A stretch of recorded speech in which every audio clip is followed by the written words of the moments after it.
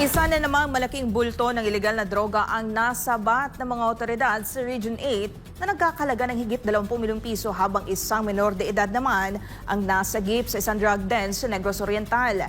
Tunghayan natin ang balita ni Paul Montibon. Muli na namang nakasabat ng ilegal na droga, partikular na sa shabu, ang mga elemento ng Philippine Drug Enforcement Agency o PDEA at lead unit ng Western Samar Police Patrol Team, katuwang ang Philippine Coast Guard at iba pang law enforcement unit. Kasunod ito ng ikinasang interdiction operation sa Barangay Mahayag, Catbalogan City, Samar, nitong hapon ng Lunes, January 27, 2025. Tatlong lalaking sospek ang nahuli ng mga otoridad na kinilalang sina alias Noel, alias Paul at alias Matt na agad rin pinusasan.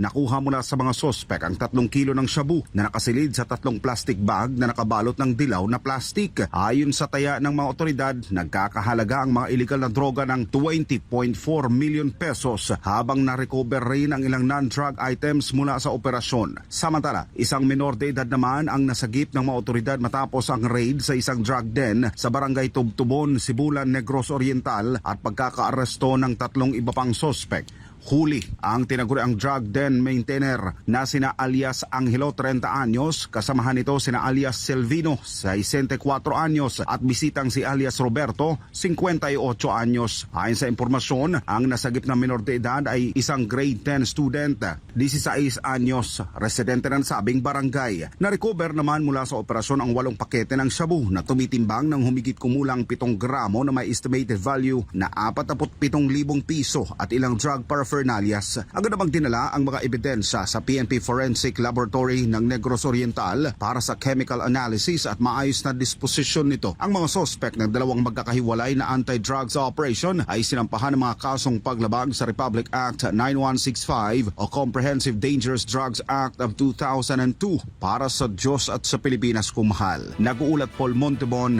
SMNI News.